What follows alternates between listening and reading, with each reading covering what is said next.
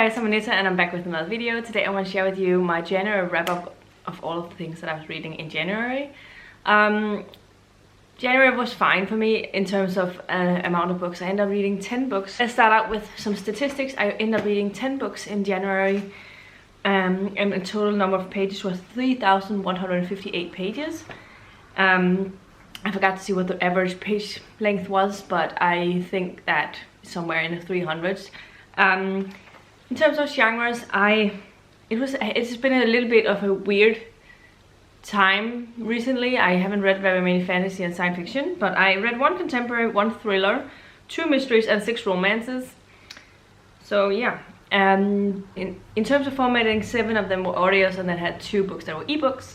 No, 3 books that were ebooks, sorry. In terms of publication year, 1 of them was from the 2000s.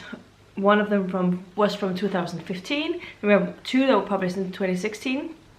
3 were published in 2018. 1 was from the 2019, and then I had 2 books that were published in 2020. In terms of page count, I read 5 books that were published that was between 200 and 299 pages, and then I read 5 books that were between 300 and 399 pages. The longest book I read in January was Rookie Move by Sarina Bowen on 367 pages, and the shortest book that I read was Stockings and Spells by Nancy Warren. It was 238 pages. In terms of my series and standalone stuff, I had 2 books that were standalones, and the remaining 8 books were series books.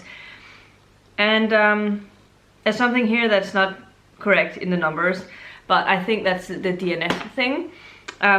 Because I started 1 series, I moved on in 4 series, and then I completed 1 series, and I think I DNF'd 2 series.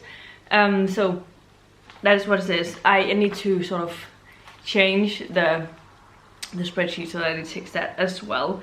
In terms of ratings, I didn't have the best success in terms of highest rating. It's not the highest ratings for sure. I had 1 2.5 stars, then I had 3 4 stars. No, then I had 4 3 stars. I had 1 3.5 stars, and I had 3 4 stars, and 1 4.5 star book. And I didn't have any 5 stars. 5 stars seems to be a very rare occurrence recently, which is a little bit sad. But this gives an average rating in January for 3.45, which is definitely pretty low in my standards. So hopefully it will become better now. We'll see what February has in store for me.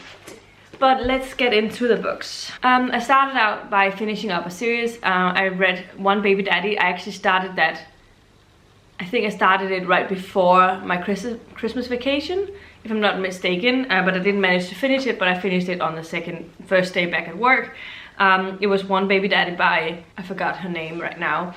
But this is last and final book in Dating by Numbers series. It's also my least favorite. It follows this guy who's he's not a hockey player, is he? Or is he a hockey player? He's definitely a sports athlete from a big team, and has this romance with someone. We meet him already in the first one. He's one of those people who goes on dates with our main character in the first one, but it doesn't work out with them. So let's not talk too much about it. I thought that this was my least favorite of them. I didn't really like any of the main characters. They didn't have a lot of things to offer for me. So I ended up giving it a 3 out of 5 stars. It was still fun enough, but it was just not as great as the other 2 books, which I gave both of them. I gave 4 stars to, I think.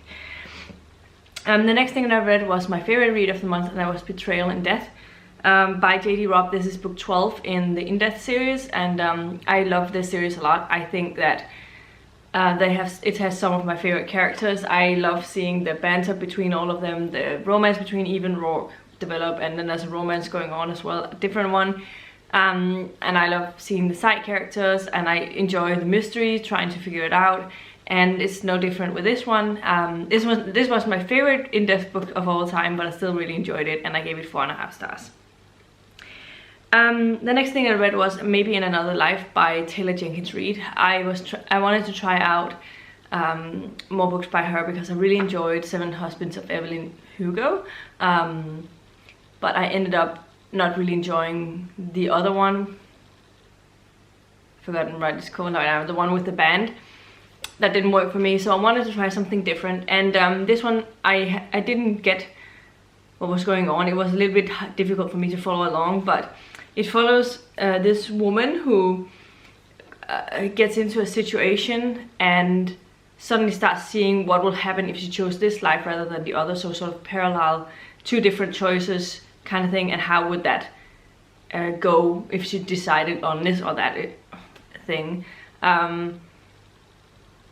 It was interesting enough, and I listened through the whole thing, but I didn't love it. I wasn't infatuated by the story and didn't love the characters, and I'm not sure I liked the way that it was written, so I ended up giving it a 3 out of 5 stars, but it was okay. It was just a middle of the road kind of book for me. So I don't know how many Taylor Jenkins period books I'll pick up in the future, so we'll see about that. The next one I read was the first one in my Harlequin romantic suspense books, and that is Colton 911 Family Defender. This is by Taylor Quinn. If you want to see more in-depth thoughts about these books, then I have a blog of my reading of the Harlequin romantic suspenses. This one follows the oldest of a brother in this family, and he is a private investigator, and one of his family members, I forgot how the tie-in was, if it was like a cousin or stepbrother or nephew or something like that. I'm a little uncertain. I don't think it was nephew, because I don't think any of them had, so I think it might be a cousin or something. He comes and says that there's this thing called the Reid you, and he's been trying to take it to supposed to be keeping you youthful, and he was trying to get into this business thing with them, only to find out it seems like a scam, and then he can't get out of it, and suddenly people starts disappearing, and he is sort of a target. He says to hide himself away, not get into trouble, and he will try and figure out things along the way. He finds out that one of the women he has been seeing, he has this one night stand with recently, that her grandmother or aunt, maybe it was an aunt, also is in this Reid you system thing, and so he wants to talk to her, and then so this is a second chance romance. But then something happens. Like, our female lead is a social worker, helping out, looking after women in difficult situations, and then suddenly someone starts targeting her, and I don't know if it's the aunt that she's targeting, or if it's her, she knows too much, or what it is, but definitely, yeah. And also, yeah, she's pregnant with his child, so yeah, things goes from there. Personally, I didn't love this one. I don't see the fuss about the author's writing style so far. I also think that it was weird that I didn't get a solution to the mystery. That's something I did with this one, and the next one, romantic suspense, I'm going to talk about later. I don't know why we didn't get a full solution on the actual problem here, but yeah, it was something that didn't work for me. I didn't love the romance. I ended up giving it a 3 out of 5 stars. It was fine, but it took a lot longer for me to read it than I expected. The next thing that I read was Stockings and Spells by Nancy Warren. This is book 4 in the Vampire Knitting Club series, and this is part of my second series of the year. I really enjoyed this one. It was, we're following a mystery of this woman who seems to be stalked by someone, and then she ends up in a coma, and she is trying to figure out, our main character is trying to figure out what's going on, who is behind it all, and there's something with an author, stuff like that. It was a really interesting mystery. I really enjoyed it, and I enjoy how our main character's relationships seems to get developed with the vampires in this knitting club thing. It was a lot of fun. I ended up giving it a 4 out of 5 stars. Definitely enjoyed it. The next thing I finished was a Colton Copycat Killer, the second book for that romantic suspense vlog reading experience, and this one is another one of those Colton books, and it follows, is set after our main character's sister is getting married, and our main character has a big crush on the guy that she's about to marry. But before they can get married at all, her sister gets murdered, so it's a mystery of trying to figure out who the murderer is. It seems like a serial killer. It seems like something similar has happened, and that they are sort of copying our main male character's father's sort of way of marking his victims. He's a convicted serial killer, and yeah, so they feel like it's a little bit personal. And then there's a romance between those two people as it evolves. And again, I like the romance in this one a little better, but I was miffed about the fact we didn't find out who killed our main character's sister. It seemed like that was a mystery about all, but it was never solved, and I thought that was really annoying for me. So I ended up giving this one a 3 out of 5 stars as well. Next one I read was The Guest List by Lucey Foley. This was me trying to try out one of the Literally Dead Book Club books for the month, and I read that one. It was probably a little bit underwhelming actually. I ended up giving this book 2.5 stars, so it was my least favorite book of the month. It was a weird way of saying it, that you didn't know who the victim was until like the end, and you also didn't know like who the murderer was obviously until the end, but you were just seeing it from all of the guests from this wedding's perspectives, and just for me it didn't work.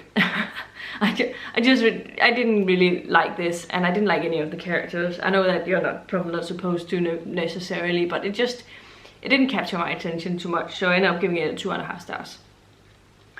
The next thing I read was Tide and Punishments by Bree Baker. This is a pseudonym name for Julianne Lindsay. This is the 3rd book in the Seaside Cafe mystery, and it follows the mystery of someone's trying to frame our main character's aunt for having murdered not the mayor, but something close to that, with a garden gnome.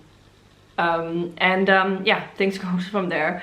I really enjoy these mysteries. There's a lot of fun. I think Bree Baker, Julianne Lindsay is an excellent mystery writer so far. I really enjoyed it. I like seeing the progress with the characters in here. It's difficult to talk too much about these books without spoiling too much. It's a very short mystery, but I ended up giving it a 4 out of 5 stars. I just really enjoyed it. I listened to these books, I think it took me a day, and I really enjoyed myself when I was listening to it. So the next thing I finished was Killer Secrets by Marilyn Pappano. This is the last and final book for my romantic suspense reading, and Harlequin romantic suspense, and this was my favorite one of them. This follows a woman. She had a very rough childhood. She has written a book about what happened under a pseudonym name. No one knows who she is, and she's sort of hiding away in this town, and then suddenly people around her, where she's working,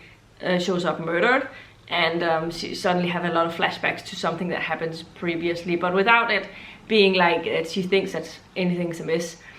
And then we have our main male character, who's the sheriff in town, and yeah, it's a romance. I really enjoyed the romance here. It was a lot of fun to follow. I enjoyed it, and I like the fact that we got the big reveal by the end. We had a solution to the mystery, and that was nice.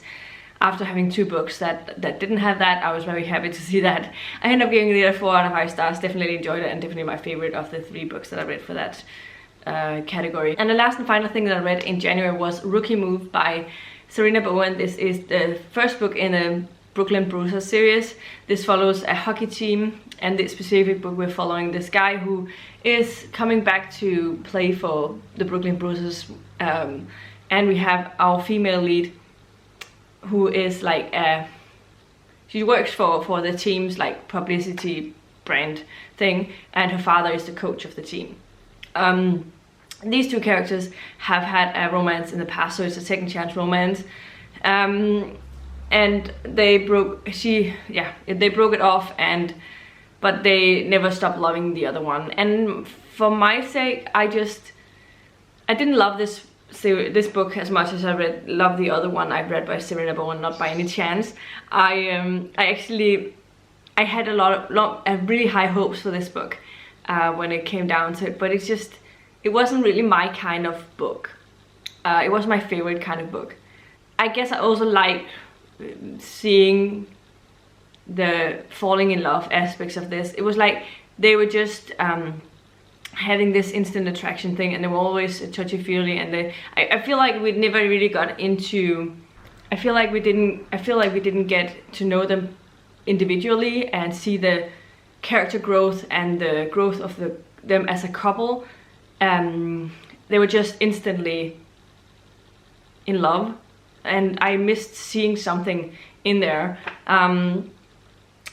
to believe in the romance completely. But I ended up giving it a 3.5 stars because it was entertaining enough. It was just not my favorite kind of book. So yeah, definitely hope that February will be better. But I did get off to a good start in January in terms of amount of books. I mean, I only read I think 4 books in December, so it's definitely a lot more than that. But I hope that February will definitely bring me some better books. So we'll see what happens with that. I also really want to get back to read more fantasies because I've missed reading fantasies. So yeah, that's how things goes. But yeah, this was my January wrap up. Let me know in the comments down below what you've been reading in January. What was your favorite book? Have you read any of the books that I've been reading, and what were your thoughts on them if you did? Definitely let me know about that in the comments down below. Yeah, if you liked the video, please give it a thumbs up, subscribe to my channel if you haven't already, and I'll see you in my next video very soon. Goodbye.